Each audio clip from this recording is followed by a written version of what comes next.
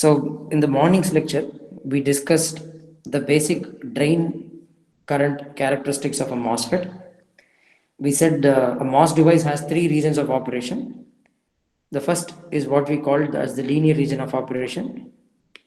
So sorry, I'll come back from the first one, which is your cutoff region. So if your VGS is less than VTN, then irrespective of what your VDS is, it doesn't matter what your VDS is, your drain current will always be zero. Okay.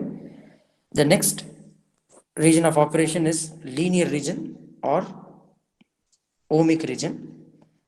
In the linear or ohmic region, your drain current depends on the drain to source voltage.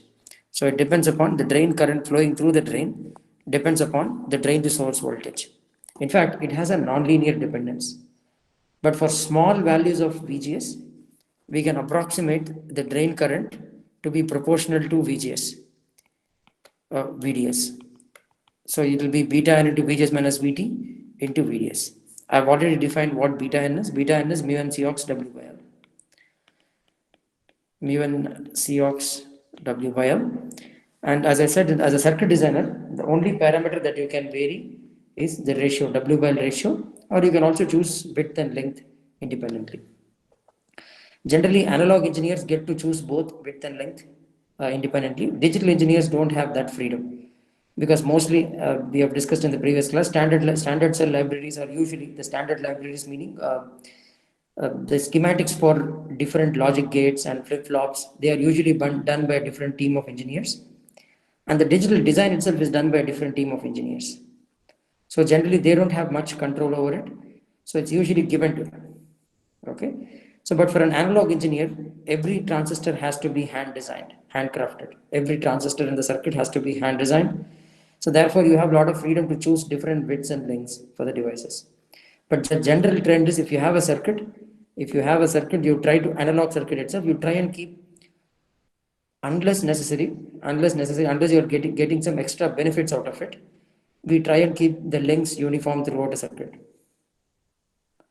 That's purely from a layout. We will discuss later how to fabricate, how to design a circuit, and then from then how to go to fabrication. That part we will teach probably in another course.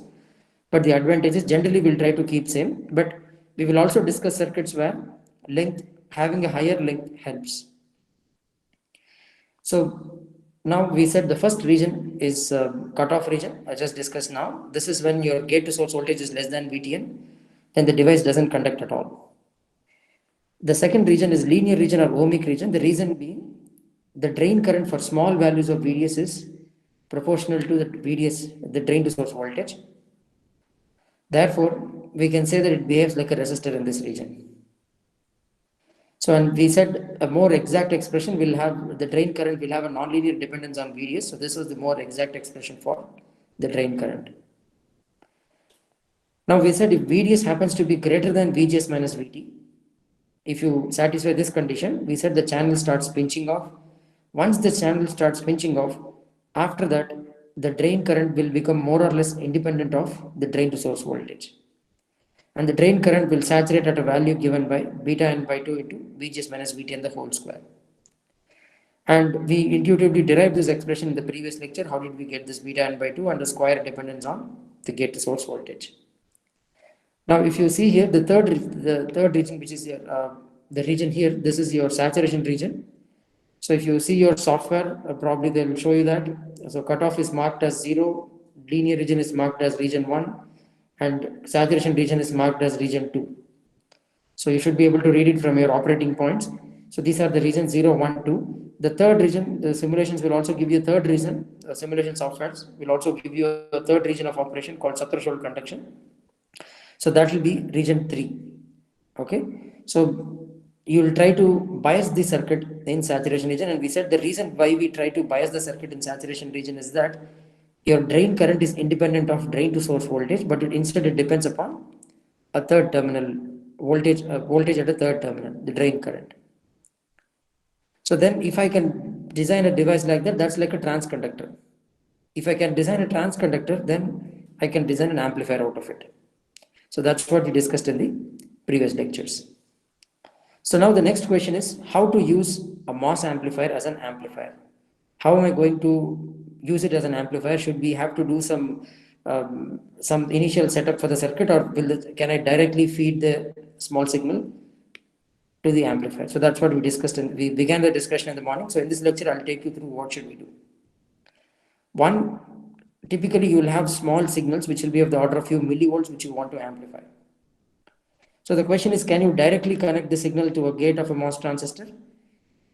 We said if you directly connect it to the gate of a MOS transistor, the problem is for the MOS transistor to be, we need the device to be in saturation for it to amplify, which means VGS has to be greater than VDN at all conditions.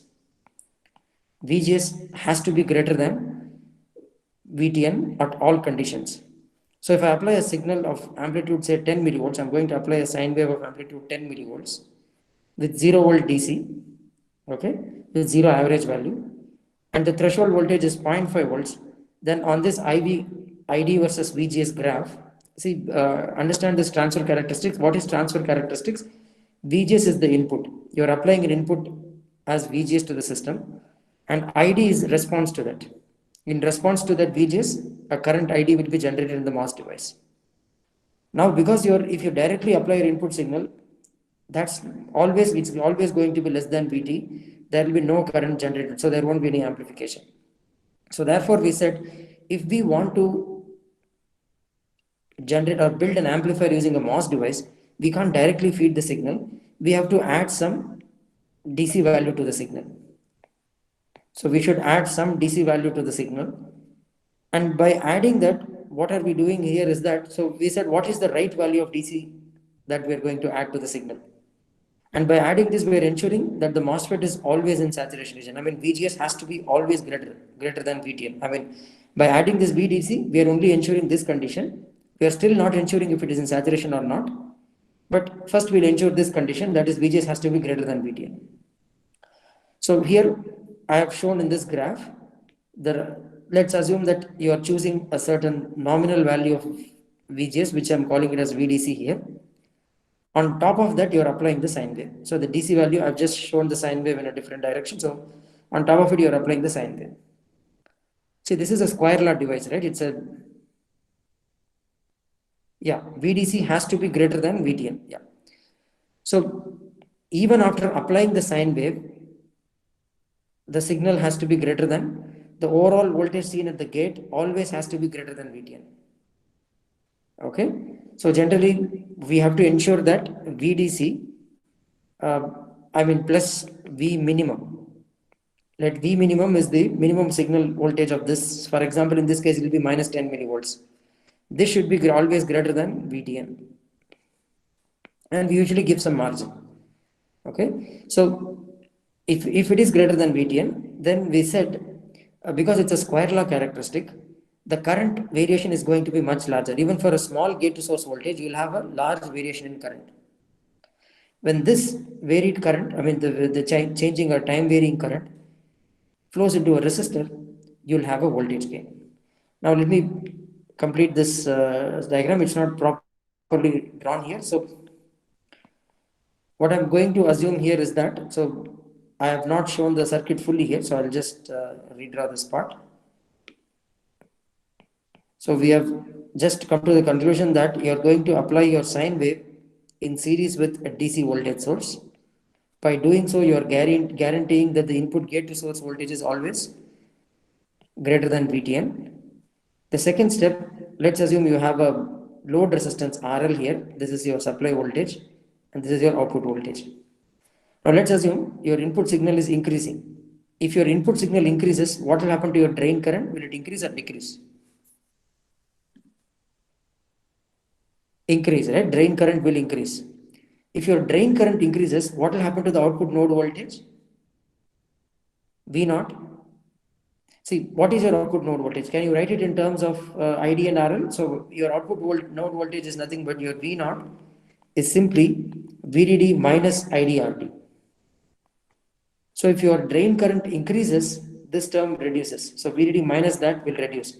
So if you apply, because your drain current change is large enough, so if you apply a sine wave, a positive sine wave this way, you will see a large negative sine wave, and then you will see a waveform like this.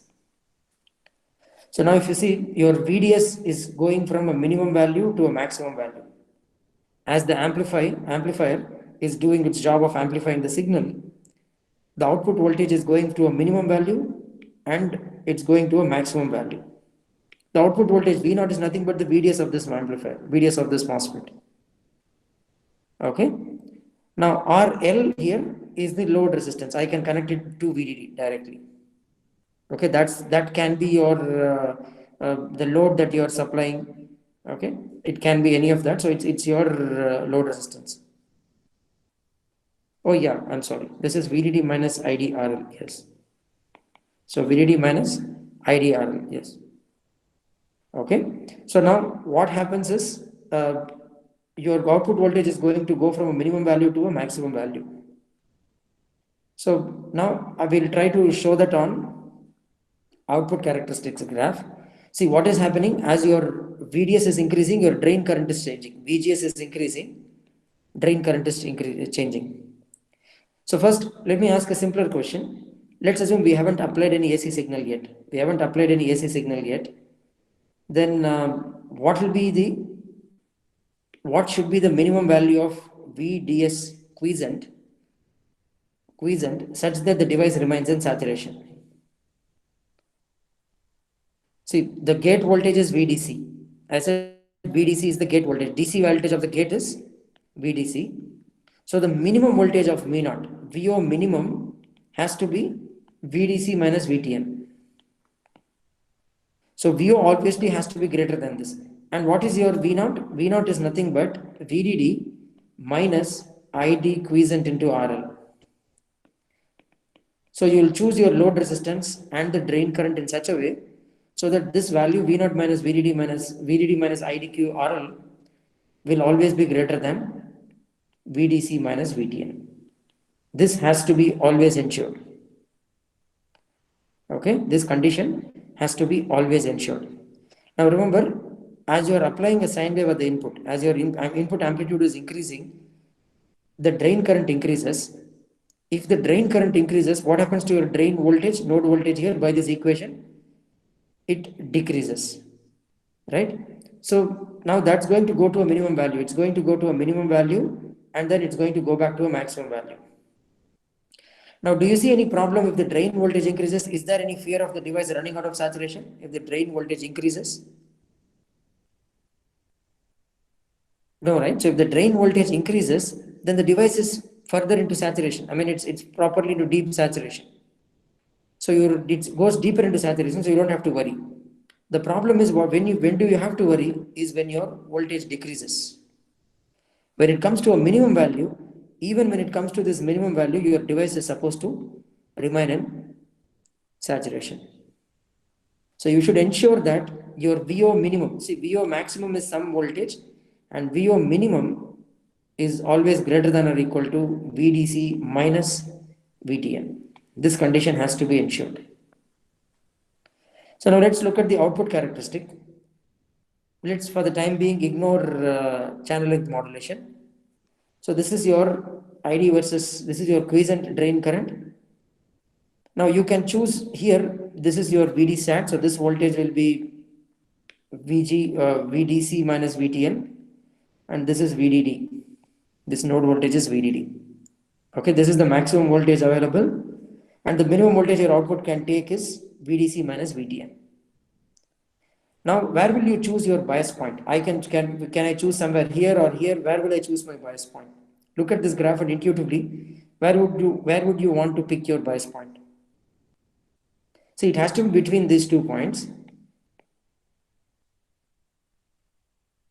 Okay, yeah, you will pick midway in between. See, for example, there are 2 choices. We can of course pick here, but your output cannot go greater than the supply voltage.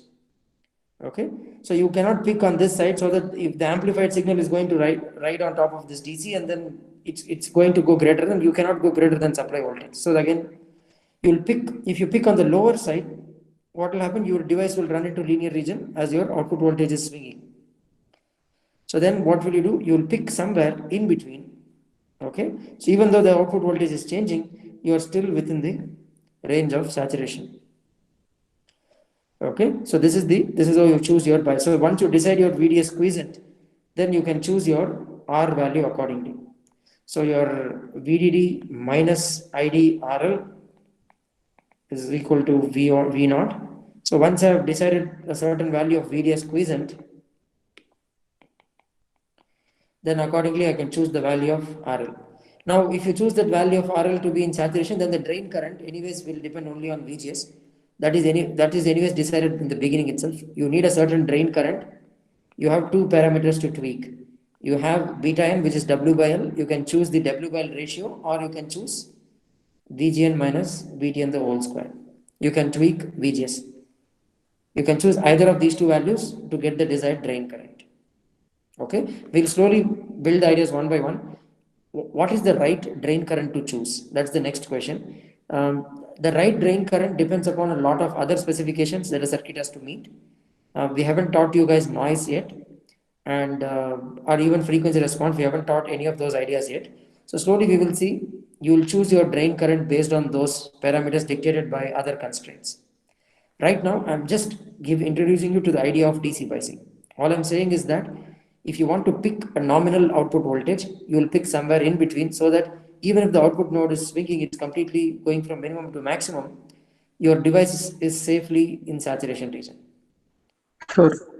Even if the bias point was near V, Yeah, even if the bias point was it near, would still be in saturation, right? So why do we have to choose midway? Why can't we just go all the way near V?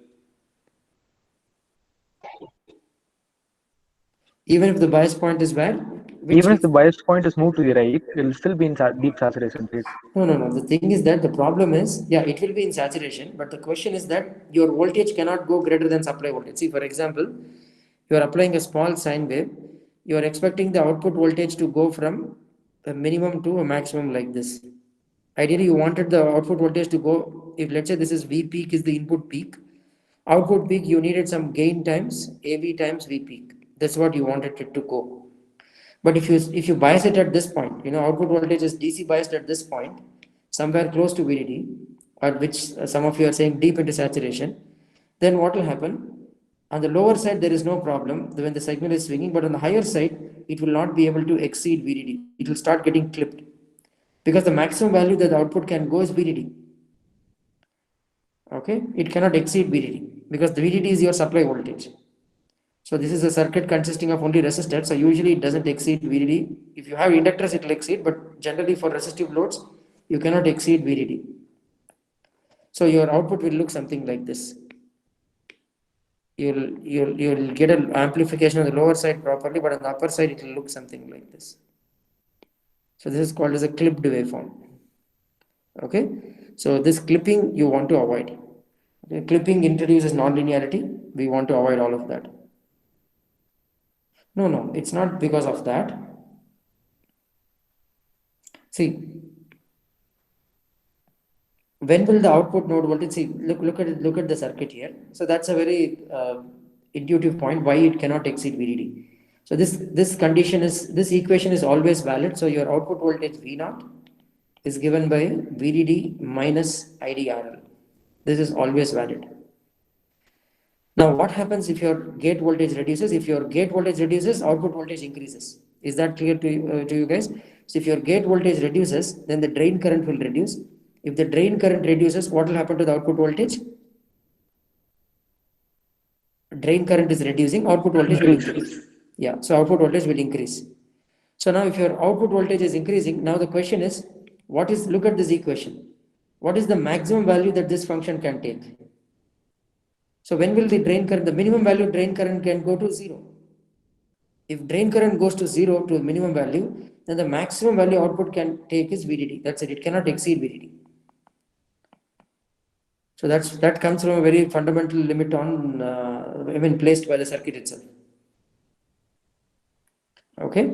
So now what I have shown here, it's not a complete accurate capturing of the graph. So your graph probably will look something like this. So the circuit that we are discussing right now is something like this. Yes, VDS will have both upper and lower limit restrictions. Yes.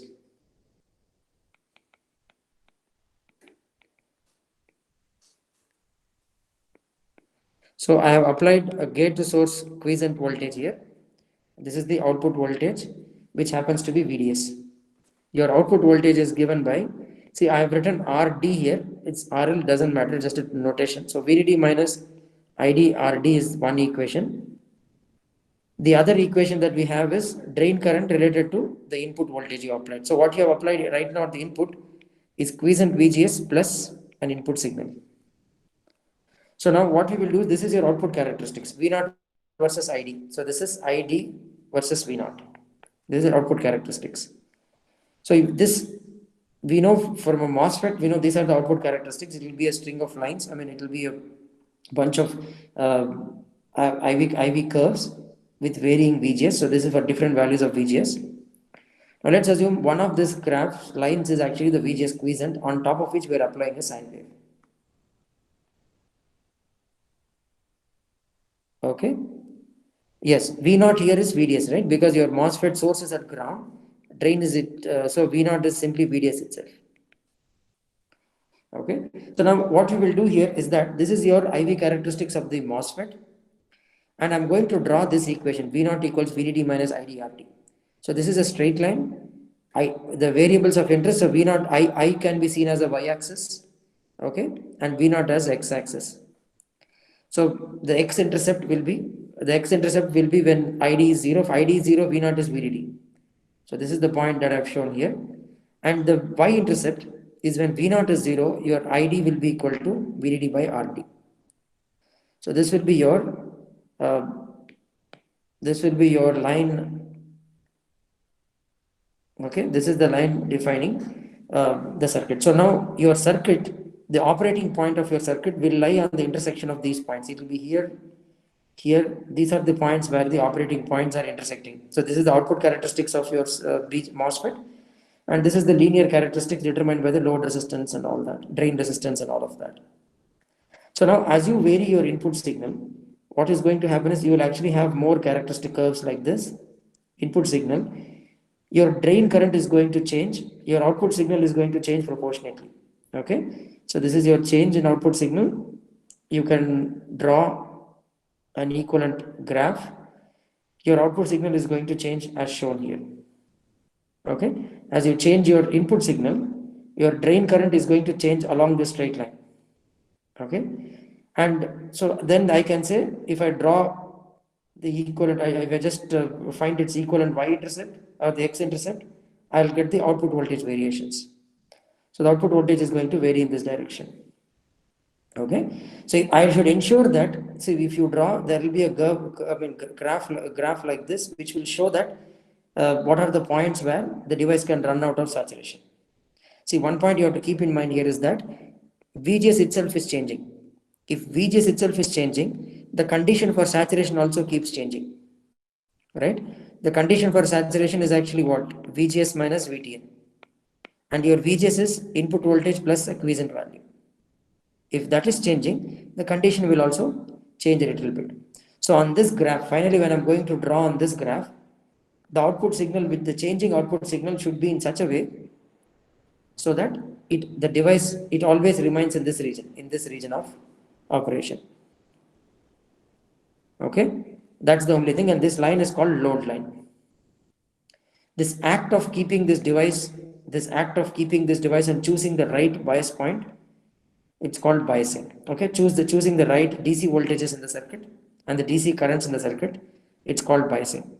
So how do you choose your biasing? You choose your biasing in such a way, even when your circuit is amplifying the input signal, you are applying a small signal and your output signal is going from minimum to maximum value. Even when it is amplifying, you should ensure the MOSFETs in your circuit are always in saturation region. They should never go out of saturation region. And that condition is usually met if you choose proper DC voltages, VDSQ and VGSQ. So that's why you need to choose the two properly to ensure that the device is always in saturation, even when there is some AC signal riding on top of it. Okay, so this point we can discuss again towards the end of the class if you have a doubt. I just discussed what a load line is, the concept of load line. So if you have a circuit here, this is a linear equation characterizing that the current and the output voltage. and this is your output characteristics. The intersection of these two is where your circuit's operating point will be. As your input signal is changing, the drain current will change proportionately. So you can actually find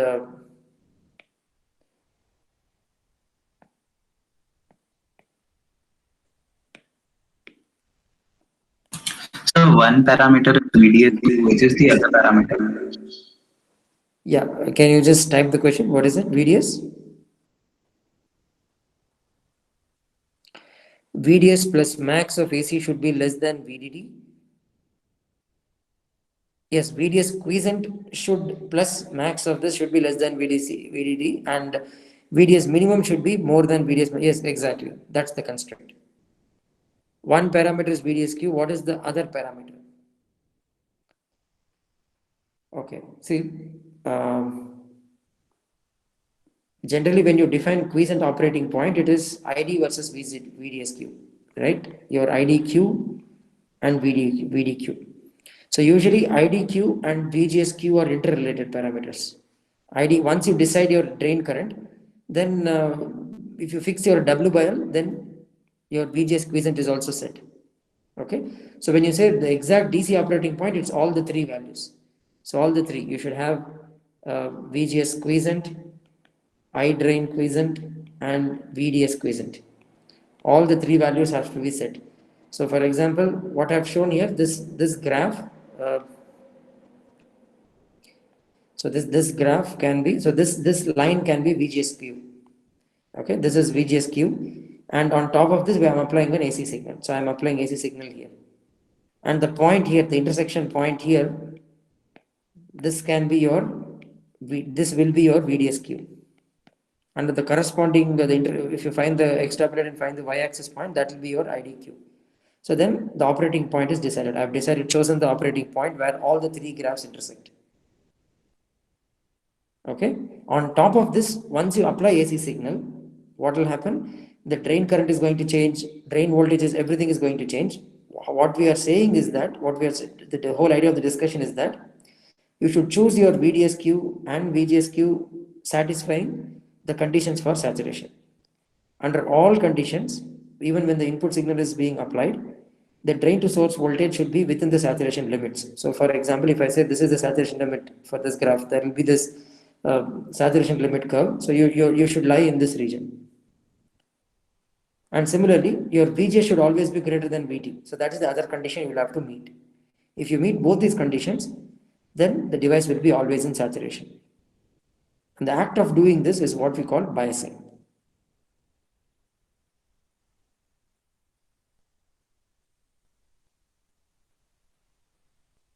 See, if you choose, generally, for example, the drain current gets decided in a circuit. Okay, once you decide the drain current, then by choosing an appropriate W by L ratio, I can fix VGS quiescent. Okay, I can fix VGS quiescent. Once you fix VGS quiescent, now the drain current and VGS quiescent are set. The next thing is you have to fix VDS quiescent. That, look at this equation, by choosing the appropriate value of RD, I can set the right VDS quiescent. So all of them can be set independently. Okay, so all the three can be set. Sir, can you explain how VDS quiescent is set? Okay, VDS quiescent is set. So I told you, you pick a point right at the center. If you want to, if you say your circuit is swinging, yes, I told you guys pick a point at the center, and that will become your VDSQ. So then, if you want that VDSQ, from this equation you will calculate what should be the necessary RD value. Okay, then if you choose that RD value, then the VDSQ will be equal to what you have designed it for. So we first choose VDD and then we choose RD so No, that... VDD supply is normally given, that is fixed in a circuit. So, okay, so we first choose VDSQ and then we get RD from VDSQ. Is that correct? ID, you need to know ID as well, but I see ID is from VGS. But see, what I told you right now is, as a designer, you have, what are the things that you can check? You can change W by Ls and resistors. These are the two things you can change. Now, let's say I tell you that I need a certain drain current for this circuit. I tell you the power dissipation in the circuit. The power dissipation in the circuit will be, what will be the power dissipation from the supply? So it ID will square be into RD. VDD into, no, power supply is from the supply. You are Okay, drawing the supply. total power is VDD VDD into into ID. ID. That's it. That's your total power. So let's say I give you the supply voltage and and the power, maximum power dissipation. You can calculate the drain current that you have to necessary for that. From that drain current, now you know the quiescent drain current. Okay, you will choose your VGSQ by choosing an appropriate W by L ratio, because your drain current depends upon beta n by 2 into VGSQ minus VTN square. So if you choose your W by L ratio, then your VGSQ is fixed. Now you have set IDQ and VGSQ. The next step that you need to set is VDSQ. That I'm saying you can choose it from the graph. You will find out maybe you should place it at the center. To place it at the center, you will choose an appropriate value of RD, so you get the desired VDSQ.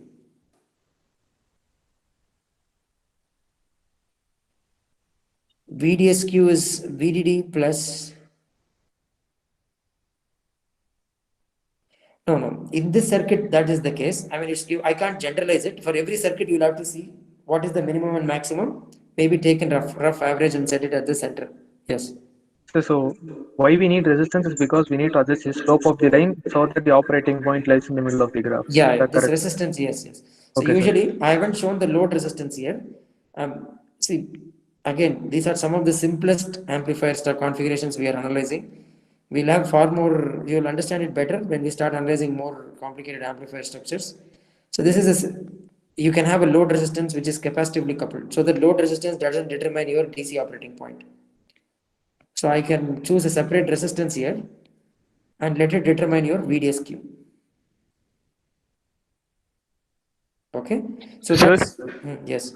so when you said by like maximum limit and minimum limit, you just have to find the average as VDSQ. What do you mean by the maximum and minimum? Isn't it VDD and VGS minus VTH? Yes, in this circuit, yes, but in every it might vary from circuit to circuit. In Yeah, this okay. circuit, it is maximum as VDD. Minimum happens to be, once you choose your drain current and VGSQ, it happens to be VGS minus VT. Yes.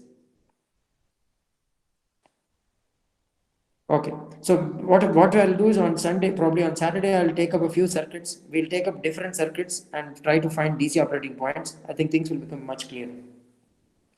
Okay. So fine. I just told you the basic steps you follow. Okay, for biasing a circuit, and we understood the motivation behind biasing. What exactly is biasing? How do we do that? We have understood that. So now I'll just quickly discuss how to actually add. See, for example, here I just directly said you can just put your voltage source in series with the input signal, which means your input signal has some zero average value and it's a sinusoid riding on top of it. Now I want to change the level of the signal. So that I said you just add it in series with a DC voltage source. Many a times you don't have either DC voltage sources. See, for example, how do you do that? So if let's say you have input signals, so many a times your input signal will be referred to ground. Your source signal will be referred to ground. In that case, if I want to add a DC signal, then I have to have a battery like this whose value is VDC. Then this signal will be VDC plus VS or VDC plus VI. So I have to add it in series. And it's not very easy to get a voltage source in series like this. Okay, it's not very easy to generate a voltage source that will be in series like this. So then what other ways can we think of adding two voltages? See, I need to, at this node, I need to add the two voltages, right? I need to add the two voltages. So how do I do that? So simple, see, so far you know about resistors. So using that, you want to add a voltage and a signal. See, the moment you use a diode has a problem. It can conduct current only in one direction. Diode is a rectifying device. It can conduct current only in one direction. Okay, so I may not want that. But what you are trying to suggest? So are you trying to So suggest in the diode shifter? Yes. yes, sir, yes, Exactly. sir. Tell me. So if I understand right, what you are suggesting is something like, wait. So it will be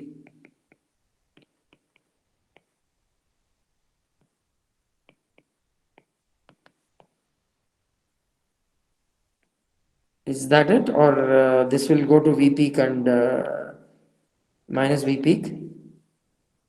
Yeah, so basically shift it with the maximum value of VP plus this AC source. Okay, so you can actually, I'm sorry.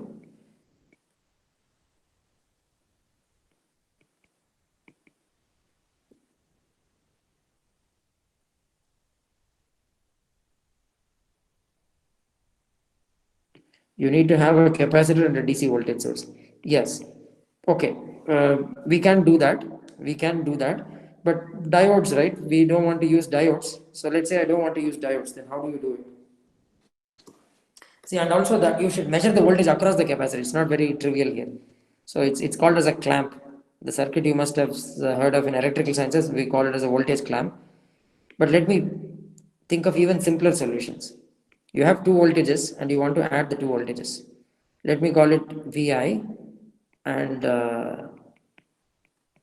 this is VDC. Say you have some kind of freedom to tweak VDC. So let's say I just directly put two resistors like this.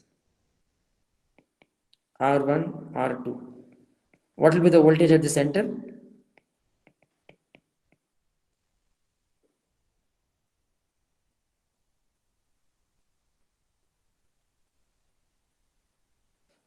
See, apply principle of superposition and derive it. Just directly whenever you have multiple independent sources, apply superposition and derive it.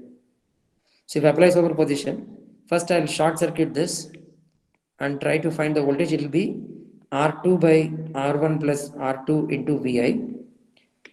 The second case, I'll keep this guy alive and short circuit this. You will get VDC into R1 by R1 plus R2. Okay, so it is some factor like this. I mean, so you will have A VI plus B VDC, where A plus D is 1. The sum of the two is always equal to 1. You get something like this. Now let's say I choose R1 equal to R2. If I choose R1 equal to R2, what do I get? VI plus VDC by 2. I get VI plus VDC by 2. If I choose R1 equal to R2, I get VI plus VDC by 2. It's an average of the two voltages. Now if I somehow choose VDC as 2 VDC, if I instead of VDC I'm going to choose 2 VDC, then I'll get VI by 2 plus VDC. So instead of VDC I'll write it as 2 VDC, then I'm going to get VI by 2 plus VDC. So now I have actually shifted the level of the input signal. Previously it was just VI. Now I've reduced the signal level by half, but I've added a DC signal which is what I needed. I added this now. Okay, this is something that we can do. In theory, we can do this. We can directly add the two signals and apply to an amplifier. Of course, input signal level has come down by half. So then what should I do to the gain of the circuit? I'll increase the gain by 2 times. Instead of AV, I'll design it for a gain of 2 AV. So overall the signal will see, because I've attenuated my signal by half here, I'll amplify it 2 times more. So then the gain will remain the same. Is that fine? So by adding these two resistors,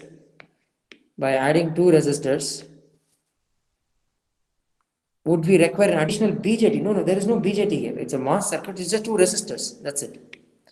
We just have 2 resistors and the voltage at the center, this will directly be fed to a MOSFET like this.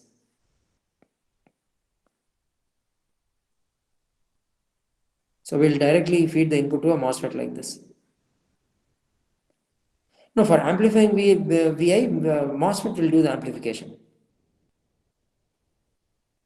Yes.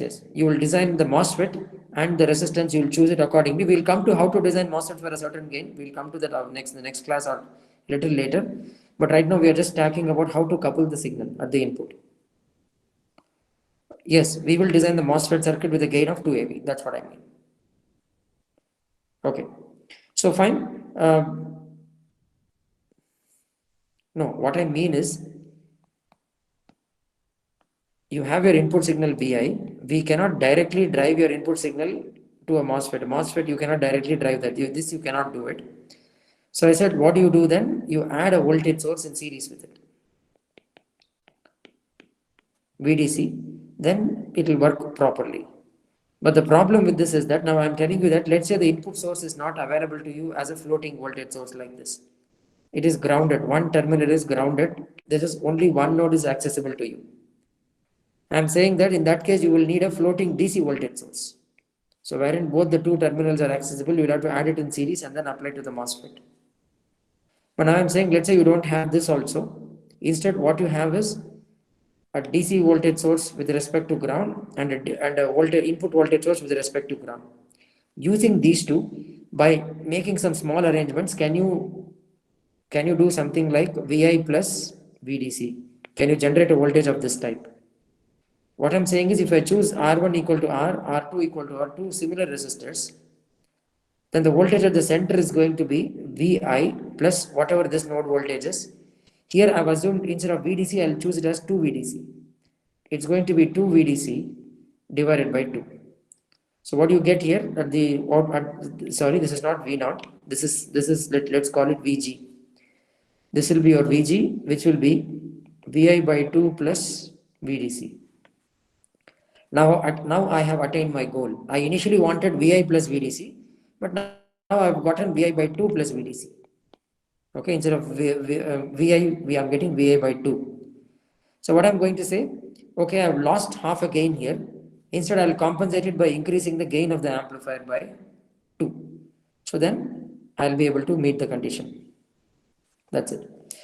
But generally, even this method has a problem. This approach has a problem because usually the source that you're trying to amplify comes with, does this decrease? Yes, but if I'm increasing the voltage gain, it will compensate for it. Because I've reduced the peak at this amplifier, so that I'll increase the voltage gain. But generally what happens is the voltage source comes with a finite source resistance. Since the voltage source comes with a finite source resistance, I will not have, and that source resistance is not under our control. So we may not be easily be able to do something like this. Now I'm telling, why can't you directly put 2 in series? Because I'm telling you that to put the 2 in series directly, you need to have at least one voltage source available, a floating, both the terminals should be accessible to you. Otherwise, you can't put the 2 in series. Okay, but what I'm saying is that let's say you have a voltage source is available with respect to ground and AC source is also available with respect to ground. Only one terminal is accessible. Then how do we generate this? So that's what I'm trying to say. So now, then the simplest and the most commonly done other solution is, okay, this is a problem because I can't use the same source resistance. The source resistance is not under our control. So then I'll have to keep tweaking the value of R, whatever I'm going to add in series, or if I want to attain what I've just discussed, it's a problematic thing. Now we just quickly look at this. We need some kind of addition. I need to perform some kind of addition. Okay, but can I use capacitors instead of resistors? And we exploit the fact that, a simple fact that we don't really care about the DC value of Vs. Vs need not even have any DC value, right? So I don't need to add it using a resistor. Instead, what if I choose a capacitor? So let's assume Rs is not there now. I'm just going to add it through a capacitor, C. Now we know for DC voltages, a capacitor is an open circuit. At least for the frequencies of interest, treat it like that. DC voltages, capacitor is open circuit. AC voltages, capacitor is a short circuit. So we'll try to find out the voltage Vg at this point using the principle of superposition. See, again, this whole circuit is a linear circuit composed of linear elements. So I can apply principle of superposition. So first I'll assume Vs is 0. Vs is 0. Now this is a DC voltage. VDC is a DC voltage at the gate. What will be the voltage here? If I assume Vs is 0, what will be the voltage at this point? Now think again. This is DC. Capacitor is open circuit for DC. Capacitor is linear. Capacitor is open circuit for DC. So if capacitor is open circuit, what will be the gate voltage? VDC itself. So capacitor voltage will be VDC itself. The next thing, I'm going to apply superposition for the AC source. So for the AC source, capacitor will act like a short circuit. And I'm going to ignore this. You'll have only a resistor here to ground. So now if you see, what is the voltage at this point? This is Vi. What is the node voltage at this point? Vi itself. So you get VDC plus Vi. So that's how you add the signal. Now this way of adding the signal using a capacitor is called coupling. You are coupling your AC signal onto a DC signal, okay, using this capacitor. So this capacitor is called coupling capacitor. So for AC coupling, so we say when I AC couple my signal, I'm putting a capacitor and adding the two signals. Now, do we need this resistance RB? Do I need the resistance RB here when I'm coupling through a capacitor? Let's say I remove RB here and directly connect it here. Will the circuit work? Will I get VDC plus VI? No, right? What will be the voltage at this point? What is the voltage at this point if I directly connect RS? It is always fixed at VDC. It is exactly equal to VDC. That's it. So because it's an ideal voltage source, this won't let it change. Okay? So that is why you need a resistor in between. You need a resistor to separate. I'm going to use a word called isolate. Isolate this node and this node. So you need the resistor in between. Okay? So this way. Sir? Yes. So can you repeat why do we need the resistor? Yeah. So let's assume we don't have a resistance and we directly connect the output to this point. Okay, if you directly connect the output to this point, if your VDS internal resistance is not under our control, but generally yes, VDC can be assumed to be ideal. If VDC is ideal, I can't directly connect it here. Okay, if I directly connect it here, then this node voltage is always fixed to VDC. So it doesn't matter what VA is applied to this. Okay, this node voltage will always stay at VDC. That's it. So that's why if I add an RB, then these two node voltages are isolated.